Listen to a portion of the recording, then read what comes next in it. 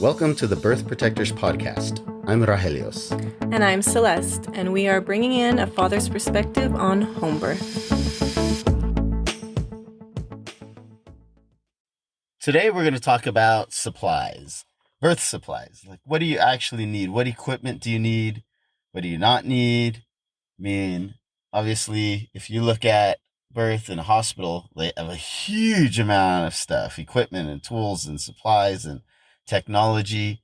So to transform this into having your baby at home in a safe situation where you have everything you need, everything you might need, what is it? There's a lot of stuff, right? So yeah, I remember when we were having our first baby, planning our first home birth, we kind of were caught up in, what do you need? Like, what are all the things you need to have? And that's what a lot of people think, like, that's where most of the preparation seems to go, is like thinking you need to have all these things. So there are some things that, well, ultimately, I don't think, obviously, ultimately you don't need anything, because animals are having babies in nature all the time and they don't have any equipment or supplies. But there's some things that are pretty essential that are going to make life a lot easier, that are pretty, that will just be very good to have. And then there's some things that would be nice to have. And then there's some things that are just kind of luxuries. And then there's a whole bunch of stuff that you just don't need at all. Yeah. So let's talk about that a little bit. And where do you want to start? Yeah, I think after having a few babies, we realized more and more how many things that we didn't need. That, like in the beginning, it was like, oh, we got the whole birth kit, and then we, home birth kit, and realizing that you don't need a hat on your baby. There's like, you don't need gloves. You don't need sterilizing scrub. You don't need suture kits. You don't need, and there's a lot of cool things like birthing tubs, and then there's like birthing spas, and there's inflatable ones that you can put up temporarily, like big stuff like that. There's the stethoscopes and the fetal heart monitors and all of, different chemicals and sterilization chemicals and things to tie the umbilical cord and pads to soak stuff up. Those are really good. Pads to put over your bed, and the towels and the hot water. Oh, don't forget the hot water. You always got to like have some hot water for some reason. Because hot water is very relaxing in whatever form, like whether it's a bath or a shower or just hot water, warm hot wash rags, hot water bottle. That it's very good for pain management and relaxation. Yeah, so some things that we definitely have used, like the hot water bottle. It's just like a rubber bottle.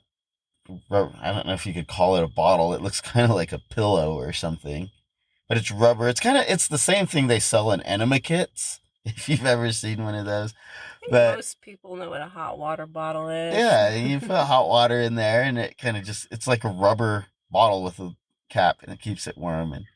And you always use that a lot in different parts of your body to kind of soothe. Yeah, especially in the first few births.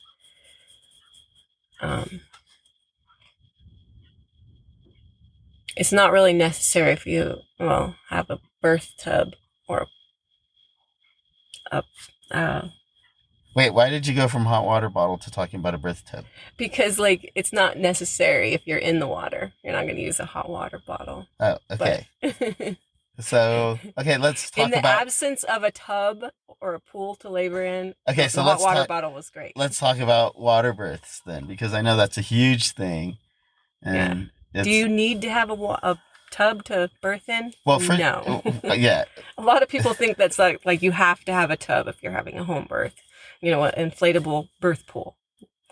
Not Or go to a necessary. birthing center because they have nice ones there with jets and everything. Okay, first of all, why? Well, we have. I have mixed feelings about. Actually, I don't have mixed feelings. I have a very definite opinion on birthing in the water. I think you should not do it, but let's get to that. But as far as laboring in the water, so why would you want to have a water birth? Why is it so popular? Why are women doing it? And what do you think about it? Well, I've heard women refer to it as uh, nature's epidural. Like it's so instantly pain relieving when you get in the tub and like it just like brings on all this relaxation and the weightlessness like relieves the pressure of gravity and so it's very soothing and relaxing. And so, like specifically warm water, probably, right? Yeah. 'Cause what if it's just a cold water tub? That wouldn't be very relaxing. That would probably make you Yeah, tense up.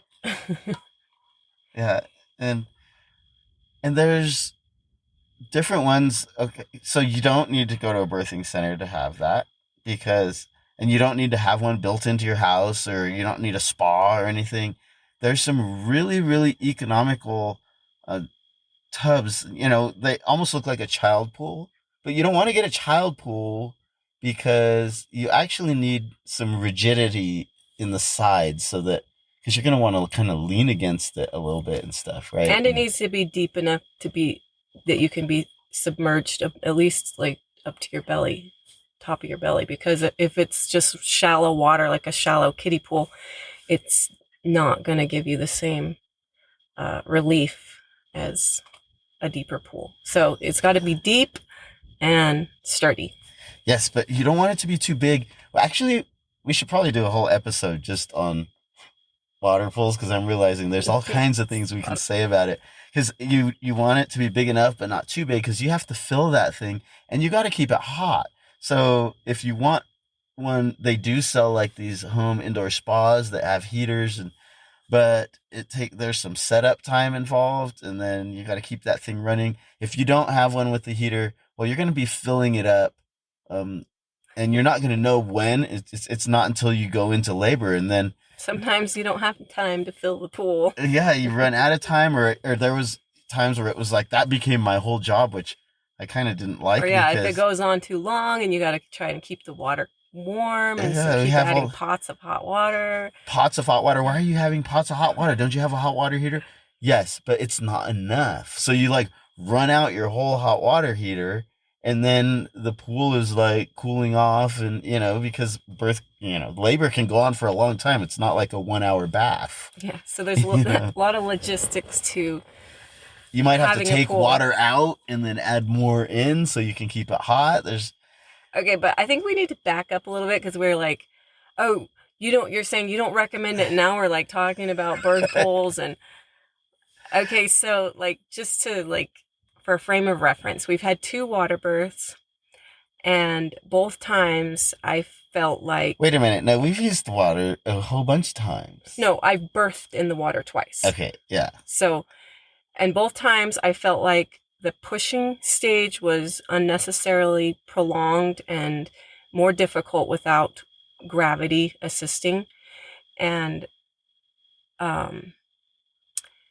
so after 2, then the next time around, I was like, I want the pool for the labor because it was really nice, but I wanted to get out to have the baby. So, that's why we're still talking about the pool is because I really enjoyed having a pool, but I don't think it's necessarily ideal to birth in the pool. But laboring in the water is a different story. That's probably a really good thing. Yeah, there's definitely potentials for negative aspects. And one thing that I don't hear people talking about much is like the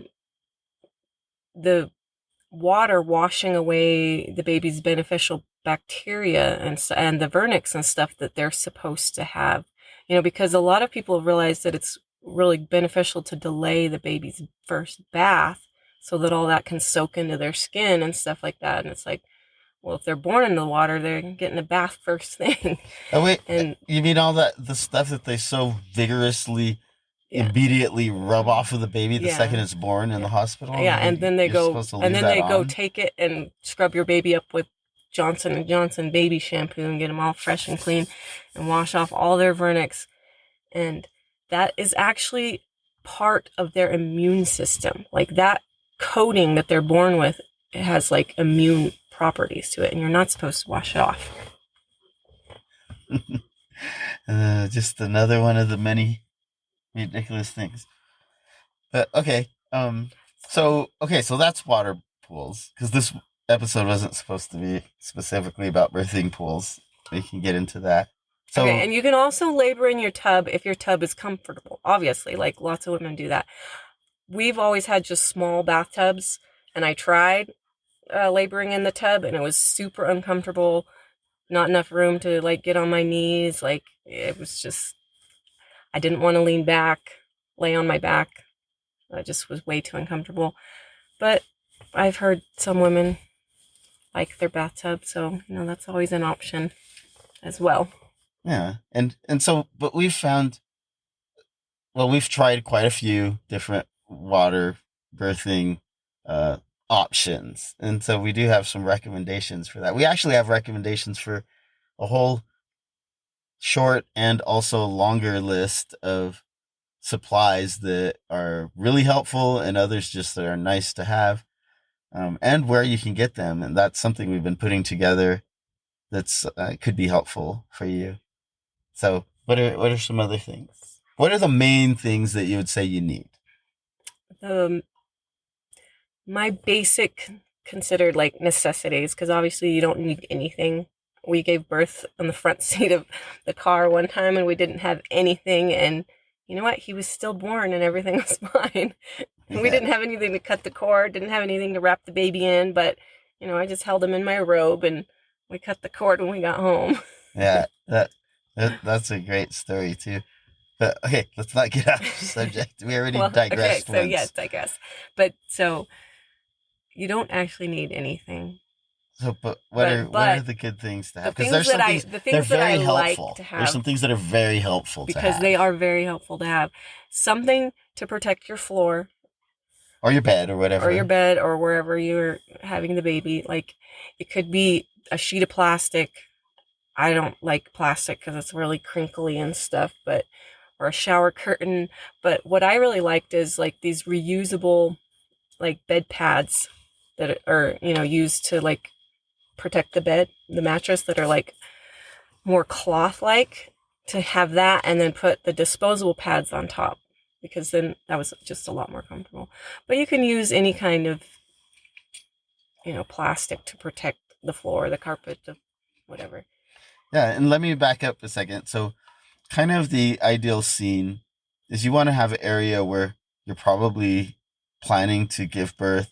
Um, like Celeste typically that wasn't the bed because she kind of you kind of like to have more kind of a firm solid ground under you when you're actually giving birth. Mm-hmm. But if you think that's going to be the bed, wherever it's going to be, okay, what I was going to say is wherever it's going to be, you want to have it prepared so that you won't have to, because there's going to be some, some wetness, there might be some blood and some fluids and things. And you don't want to have to worry about that it's, oh, that's soaking into the carpet or the bed or whatever. You want to be able to just have the birth.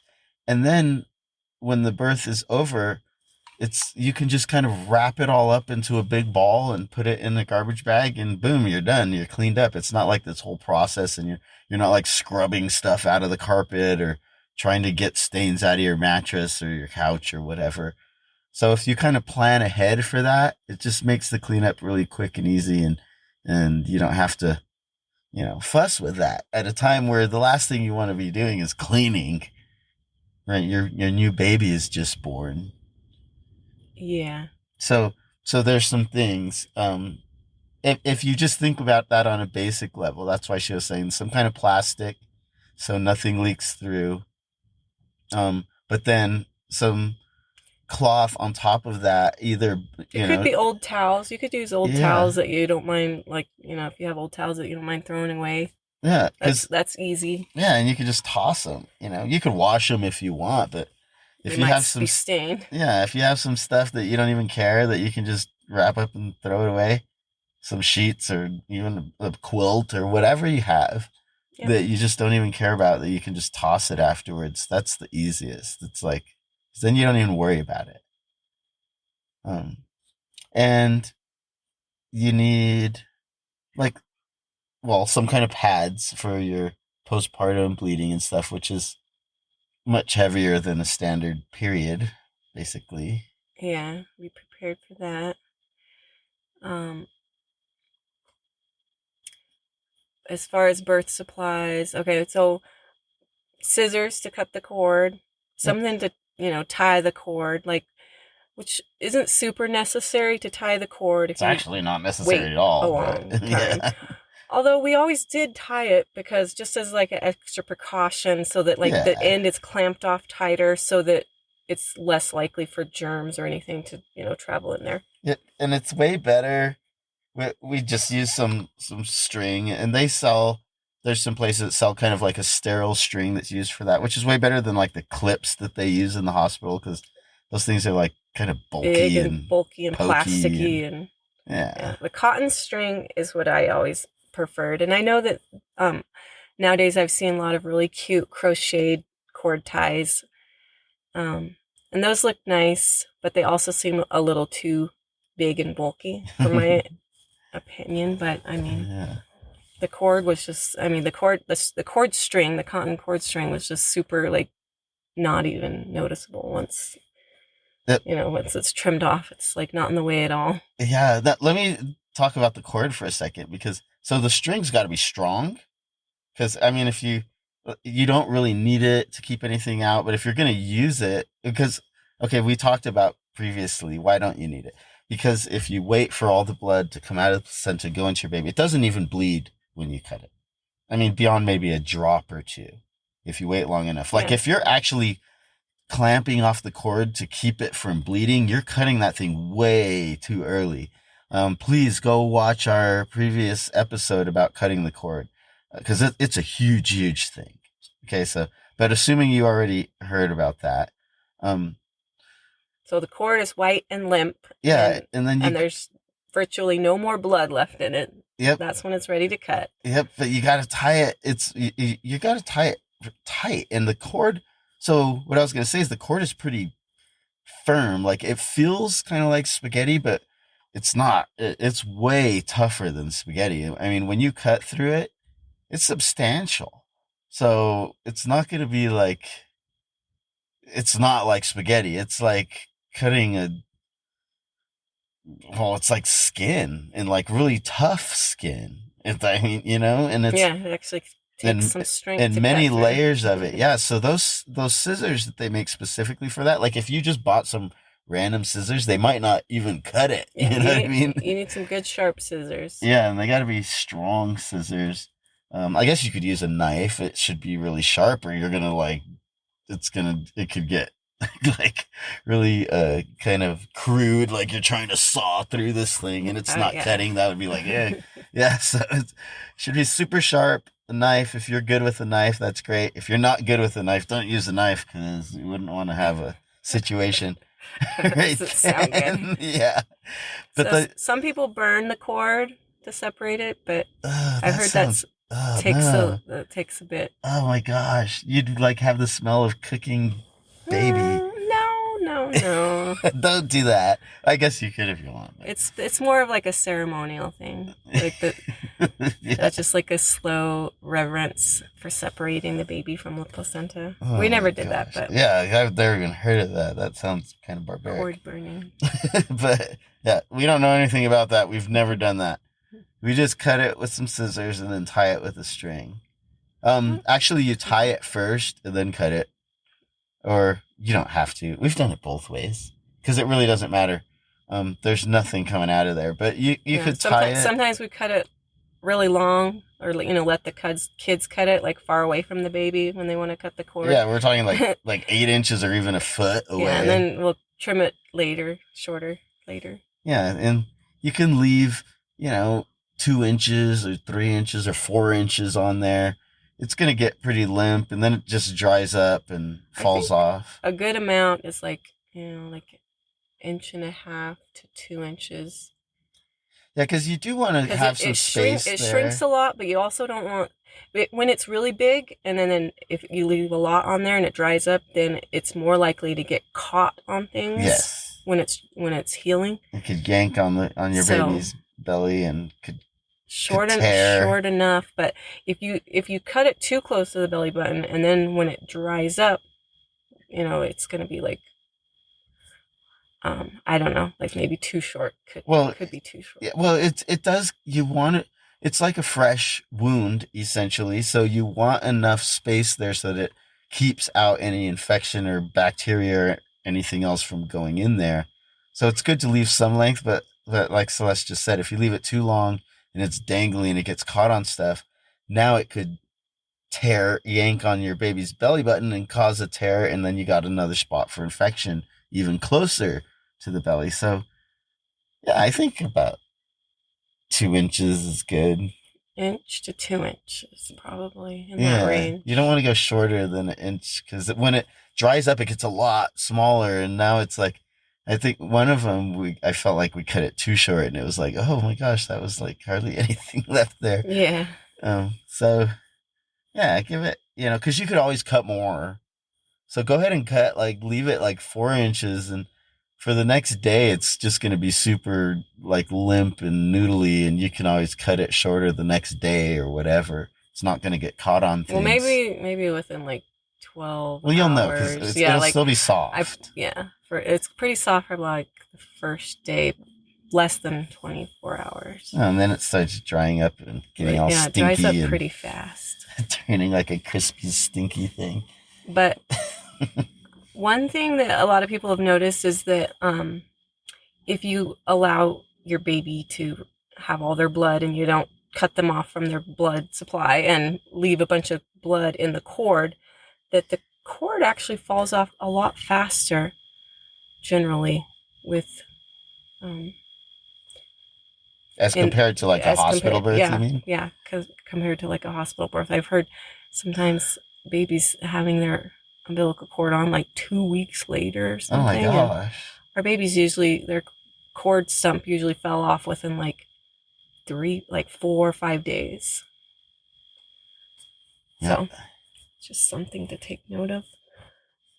Okay, let's see. So that's the cord. Well, the placenta, that usually you could have a bowl or something for that.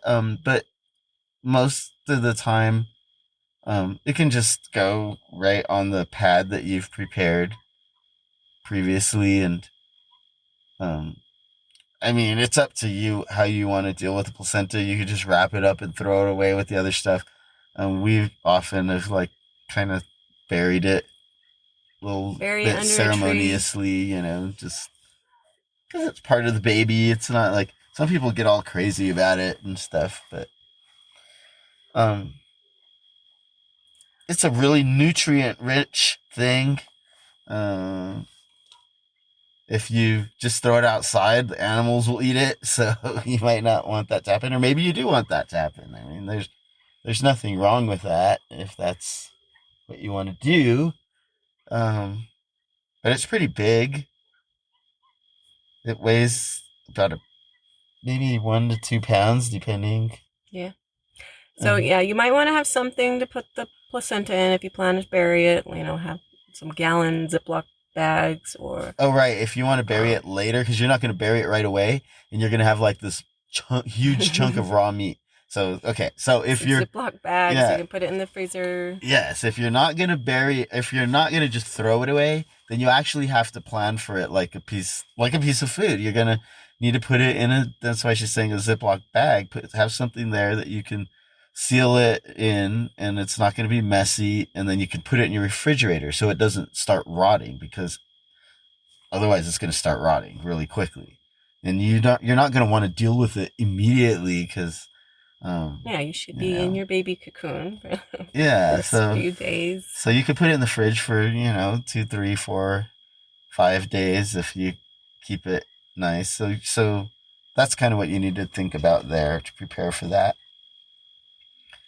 And then when you're ready, you take it outside and bury it or whatever you want to do. Some people like boil it and eat it. Some people dehydrate it and take it like a supplement. Some women like to put some in smoothies. And I have very mixed feelings about this because if I look at like all the other animals, like it's probably mammals, healthy. Most mammals do consume their placentas. But is it for nourishment, or is it for just like to clean up and like not attract predators? You know, that there's multiple reasons that there could be for that. It's probably both. In all actuality, it just works out perfectly for both. Yeah, because then the mother doesn't have to leave the den, the nest, you know, like to go find food.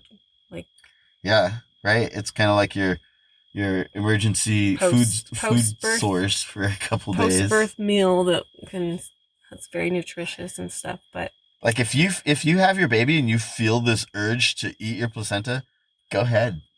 Like it's like, you know, I mean, we've never done that, but I've heard a lot of things. Definitely, it's actually, the truth is it's actually very nutritious. I've heard that it helps with postpartum depression, so like stabilizing your hormones after birth, and even bleeding. Like sometimes if there's like hemorrhaging happening, I've heard that like eating, like if you just start eating some raw placenta. Oh yeah, so yes, it can actually yeah, if the placenta's been delivered and the uterus is not clamping down effectively and there's too much blood loss, you can actually cut a piece of the placenta off, put it in your cheek, and it actually immediately releases hormones into your bloodstream that help your uterus contract. So that's really interesting. I don't have any science or research I've done on that, but it's like Celeste said, all animals eat their placenta, including herbivores, you know, cows, horses. So it's probably designed that you're supposed to eat it. And maybe if we were completely natural creatures that were used to eating all our food raw and didn't cook it, it's just part of the natural design, and we wouldn't think it's weird because every other animal does it. But being human, we have all these scruples, and So maybe you know, some people have noticed negative effects, but I was just thinking from eating it. But that might be in cases where they've dehydrated it and made it into pills, and they're taking it over. They got food poisoning or something. No. It's they're taking it over a longer period of time. Whereas that's not natural at all. If you think about it, like if you're going to consume it, it would be right after birth. Yeah. And it'd be a huge meal. Like you probably never ate a steak that big. Yeah. I could hardly imagine doing that. But in any case, like you're not still like consuming, the placenta has like all the pregnancy hormones, like cursing in there and stuff. Like you wouldn't naturally be getting that like weeks and weeks later. You're only able to do that by dehydrating it and putting it in capsules and stuff like that. And so maybe, that's more why people sometimes notice negative effects. Yeah. Anytime you're deviating, the further you deviate from the naturally designed or divinely designed process, you're going to have issues. The further you deviate, the more issues you have. Like that's kind of a fundamental. I could do 5 podcasts on just that alone, and probably will talk about that over and over and over again, because that's kind of the foundational aspect of our whole philosophy. And so, yeah, that would make sense with the placenta. It's like if you're doing something totally unnatural, like dehydrating it and consuming it over a long period of time, like that would never happen naturally. So it doesn't surprise me that there could be weird stuff occur with that. So, but we're not saying to do it or not do it. Whatever, you can do your own research and do whatever you want there. Actually, since I just said that, it just reminds me to say we're not saying to do or not do anything ever in any of these podcasts, even if we do say, hey, you should do this or you don't, because we're, it just kind of slips out or whatever. We have zero medical training. I have zero medical training. Celeste has zero medical training. We are not medical doctors. Not giving medical Yeah, we advice. are not giving medical advice. Do not take anything we say as advice. You should always do your own research. You should. We're not medical professionals. If you're looking for the advice of a medical professional, get it from a medical professional because we are not that. We just have the experience of our own home births and other home births that we've attended, and we're just giving our experience. So I don't want to digress too far, but it's really important that you understand that and that we make that clear. So yes, we're just sharing our experiences for whomever is interested. yeah. So okay, so now you've delivered the placenta, you have your space clear, you cut the cord and tied it. What else do you need? Oh, you had some pain relief during birth, which was basically a hot pad and or your warm water that you're birthing in. Um, what else do you need? I mean, like you liked having like ice, definitely like during the labor, some have plenty of, water available like that. This is like your whole deal is like, what else do you need? Do you want something cold? Do you want something warm? You want something to drink? Are Yes, you feeling hungry? be prepared. This last labor, I prepared like a labor aid, which is like coconut water, mango juice, some lemon mixed with water, and it's like, it's basically an electrolyte drink mix just to help stay hydrated. Yeah, And because if you have that prepared ahead of time, it's easy to just like pour a glass of it and you know. you usually wanted cold stuff. I don't Yeah. remember you ever wanting like hot tea or coffee or anything. No, warm water on my belly or on my back, but I mean, to drink, yeah. want to drink cold things or a cold washcloth on your face, like. yeah. Oh, okay. I gotta pause it for a second. We have a baby losing it. Imagine that. Okay, so what about like fetal heart monitor? That's always a huge thing in a hospital birth. You got to monitor that heartbeat constantly. So, do you need a stethoscope? Do you need a ultrasound? Do you need any of that kind of thing? You can get a fetoscope, which is a version of the stethoscope that doesn't use any ultrasound waves to listen to the baby's heartbeat. But it's not really necessary. I mean, you can tell, you know, how your baby's doing by their movements. Here's the thing that I think about with that. Because the idea is, well, you got to monitor it constantly because then you can tell if anything's going wrong.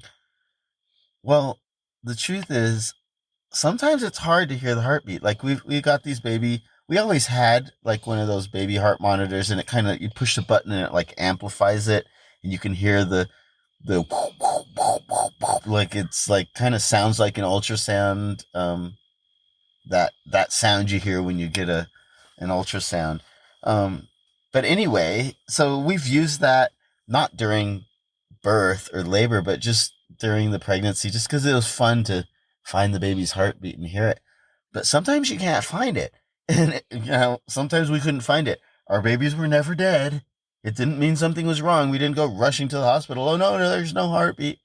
It's just It can cause unnecessary worry. yeah, and because depending on the position your baby's in or how it moves and what's going on, and if you're like panicking and you're trying to find the heartbeat, and dad, you're like, wait, no, hold on, and mom's in labor, and it's like that's not even where you should be focused or thinking at all, and then if you have trouble finding it, that gives you a reason to start stressing and panicking, which is the exact opposite of what you need to be doing because labor is all about tuning in and relaxing and getting really primal and in touch with the moment. So it's not a Yes. time to get all teched out. Like that's the Anything worst thing you could do. that moves into the monitoring and managing and technical stuff takes you out of that primal brain state, and that's not a good thing. No, for mom or for dad. It's just, again, okay, this is our opinion, right? But this is what we've noticed, and it's because you want to be really tuned in instinctively, not in a brain mental way. Because you can feel if something's wrong. You get a feeling, but if you're thinking something's wrong, well, then that can cause you to feel like something's wrong, and then you just start spiraling downward I'm into having trouble connecting panic. to the internet. Check your Wi-Fi network connection by going to settings. The heck is that? Turn it off. Okay, so ultimately, our take on that is it's totally unnecessary, and similar to that is like, well, do you need gloves and stuff for checking dilation, things like that? We don't do any of that. Like our first birth, I was like checking dilation every time just because it was our first time, and we were like, well, we thought that was something we had to monitor. You don't need to monitor that. You don't need to check that. As a matter of fact, all you're doing is taking a chance on introducing bacteria and foreign pathogens into a place where you don't want any of that in there. So there's no reason to be checking any of that. And if mom wants to check something, that's her natural inclination with her own body. That makes way more sense. There's no need for any other person to be checking, and in that case, of course, you want clean hands, but no, you don't need like sterile gloves and stuff like that.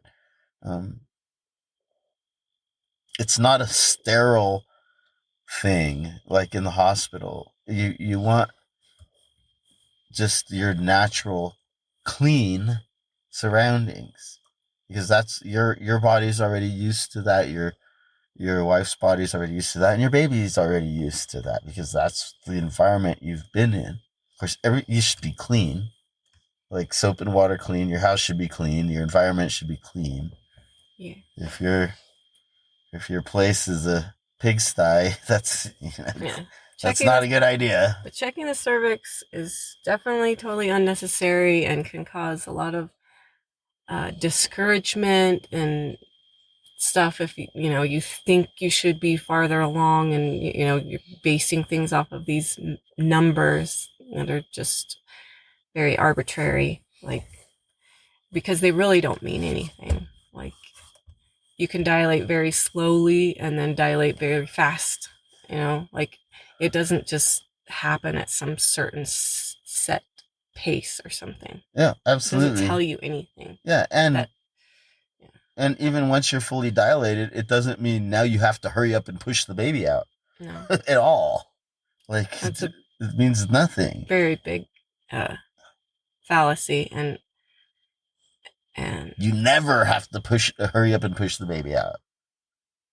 Unless something's wrong or something. I guess there could be some rare situations. But in general, and I think I've said this before, I'll probably say this over and over, like the whole pushing, they call it the pushing phase, and where it's all push, and that's where dad's supposed to be going push, and mom's supposed to be clenching her face and squeezing her eyes and pushing with all her might.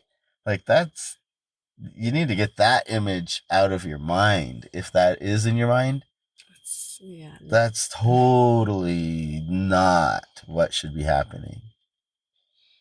You need to be imagining, like, relax the face, relax your body, relax you're relaxing. I always would tell Celeste, you want to relax the baby out.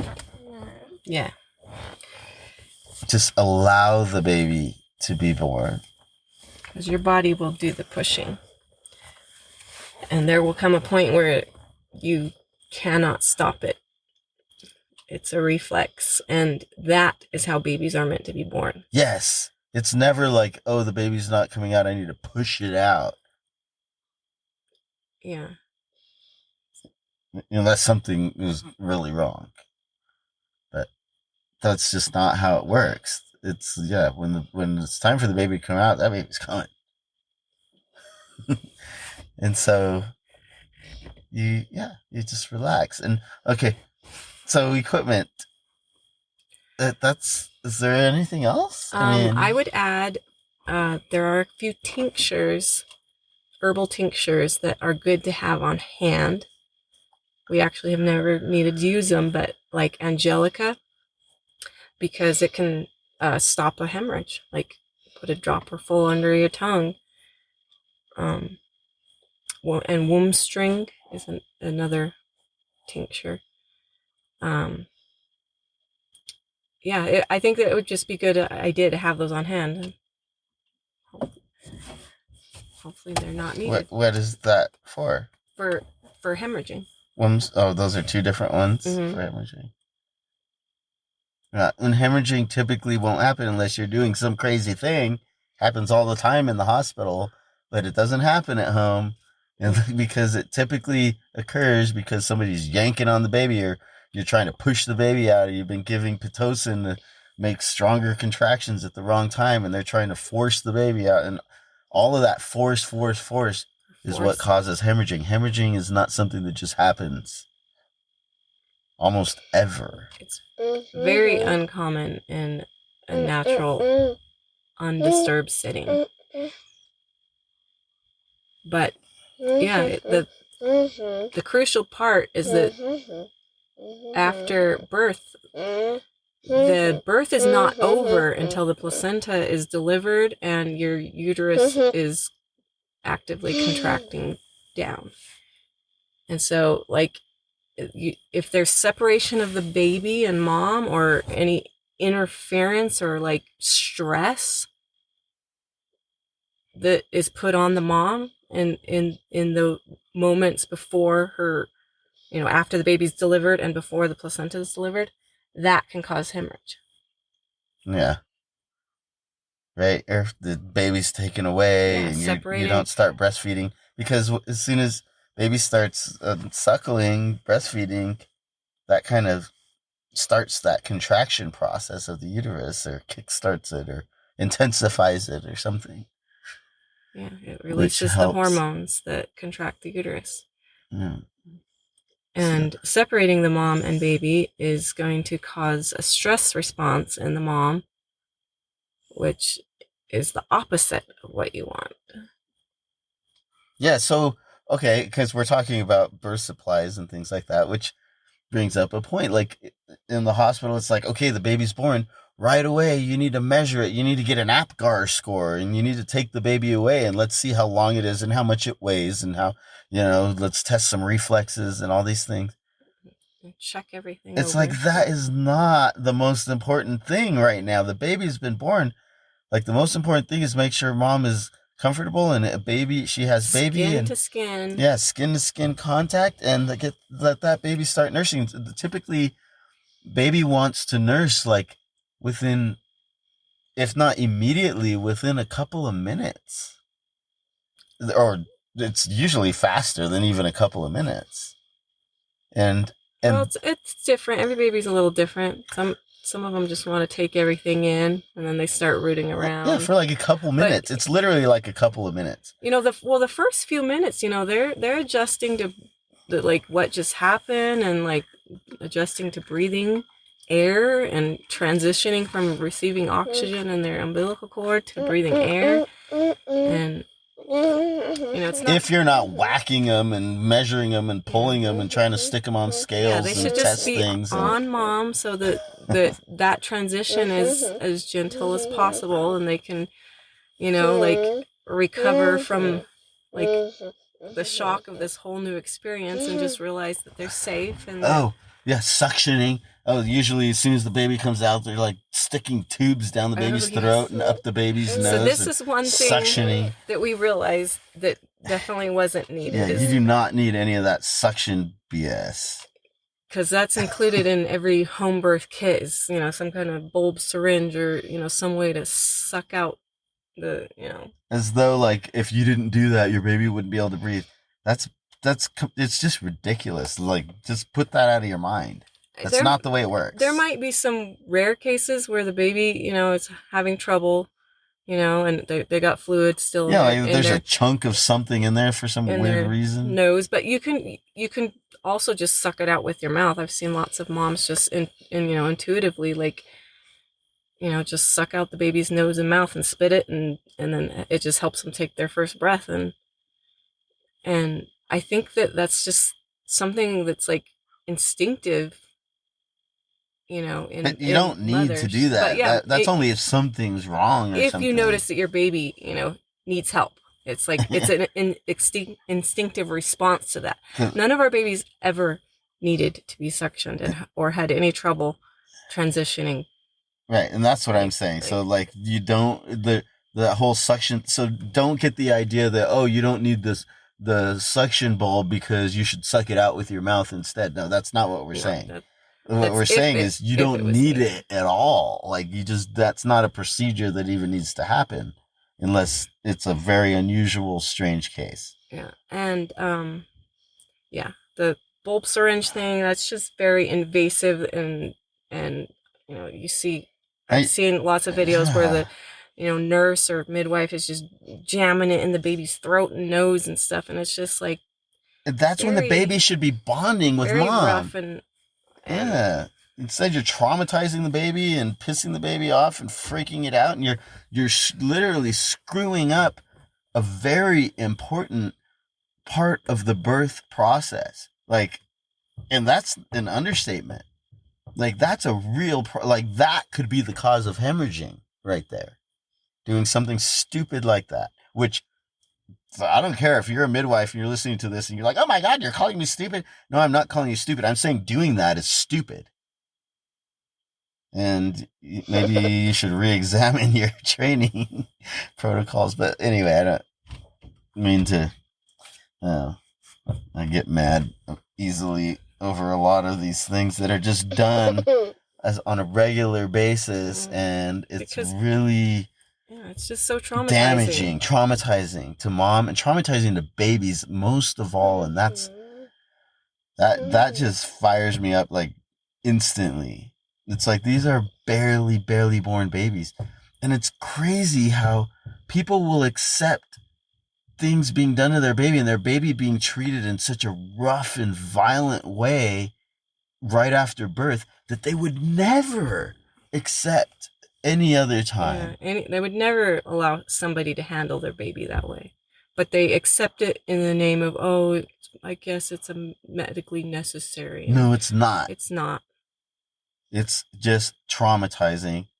Exactly. Well, you'll feel it when you just watch a birth, and when you get this gut feeling like, that just seems so rough. It's because it is. Yeah. That should not be happening. All that vigorous rubbing and the spanking and hanging upside down like they used to do, or maybe they still do sometimes. It's like, give me a freaking break. Or trying to get the baby to cry because they think make it cry. They need a nice, hard, healthy cry. To hear a nice, good cry. Yes. Some babies don't cry. They're just like, taking there's everything nothing wrong. Because they're not traumatized. Fine. Yeah, they're fine. They don't need to cry. It's like, it needs to cry. It's not going to be okay. Seeing that was so upsetting to me. That's totally BS. You're watching child abuse. When you see that happening, you're literally watching child abuse. I don't care what anybody says.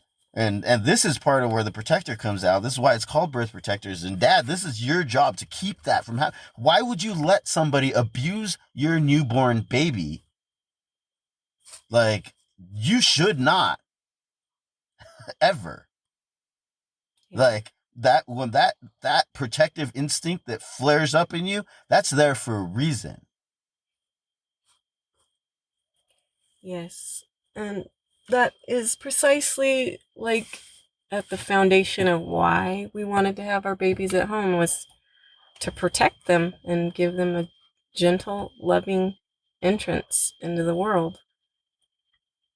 And even for me, it's like it was more about protecting my baby than it was about what kind of birth experience I wanted to have. And and obviously I think that's important too, that the mother's experience is important, but honestly I wasn't thinking about that. I was thinking about my baby. That's so opposite from what I hear from even all these moms. It's always just all about my birth experience, my birth experience, my birth experience. Why aren't you thinking about your baby's birth experience? This is a newborn infant that has totally innocent, has never even experienced life outside the womb, and it's going to shape who they are. Like, the baby's birth experience should be first, the very first consideration. And mom and dad's birth experience is super important. It's like the whole thing is super important, but you've got to be focused on the baby, and it should, like, trauma is not a natural part of the birth process. And dad, that is your job to make sure that there's no trauma to your baby, to your wife. Like, you are the protector. You're the man.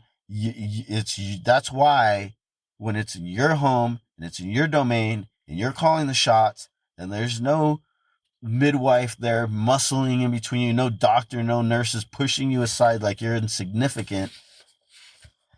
Oh man, okay, this is gonna be like many podcasts talking about that, because it needs to be said, and it goes way deeper than that.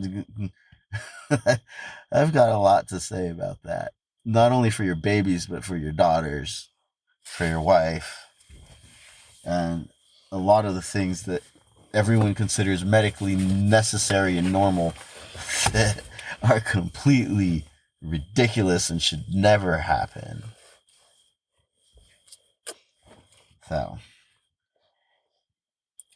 much that you don't need. So as far as birth equipment, it's mostly stuff you don't need. Things that make it easier, but nothing is actually needed but a healthy mom in the right mindset. Yeah. And mom is all the baby needs. Yes. Absolutely. And so the other things are just to make it more convenient, make it easy to clean up, and to help, make everybody more comfortable. That's the whole point of the whole thing, is to just make things run smoothly and make everything good. It's not, how am I going to deal with trauma? It's like, you should know CPR, but ultimately, in the super rare situation where something is really wrong, you're not going to deal with it. That's when you go to the hospital. Okay, and it's an emergency, and it's like something horrible happened. Sometimes you get in a car accident and your arm gets cut off. You're not trying to deal with that on your own. You go to the hospital. That's what they're there for. Thank goodness that they're there and they have the technology to deal with that. And birth is no different. There are rare situations where something goes horribly wrong, and no, you're not trying to deal with that at home. You need to get to the hospital. And hopefully they can save your life, save your baby's life, save your wife's life. But heaven forbid that occurs. It's rare. And the fact that normal birth is treated as one of those kinds of emergencies is absolutely absurd and tragic, because it's causing trauma to moms and trauma to babies over and over and over again. And I'm not okay with it. It should not be that way. It's screwing up humanity. We're all coming into the world with trauma, deep, powerful, painful trauma as our very first experience entering this world. And if you just take a moment, we'll leave you with this thought. Just take a moment, not to leave you on a downer, but take a moment and just think about that. Like, really think about the ramifications of the fact that almost every single human enters this world with their first experience being profound trauma, pain, and fear, and a complete removal of your authority your self-authority, your self-power, your ability to have any control over your body or your own situation. Yeah. Just completely disempowering. What do you think that would cause? How is that a way to start life? And I'll tell you right now, the implications are profound. And just look around. Look at the world. Look at humanity. Look at the mess we're in. There's a huge part of it right there. So the good part is that we can be a part of changing that by just starting the whole process right. Like, you break the cycle. You and your wife take it into your own hands and say, it stops here. And we're going to take this into our hands and start a whole new process. Bring our children into this world so that they come in feeling empowered. They come in feeling like they have their own autonomy and body authority. And it's never taken from them, never taken from your wife. And you're never pushed aside like an insignificant nothing guy who just should go out and wait in the waiting room or get out of our way because we're trying to do something important here. Like, all of that is complete insanity. So there's a way better way. And that's what this podcast is all about. That's what we're about. Yep. So, hope you got something out of that. And we look forward to talking to you again soon.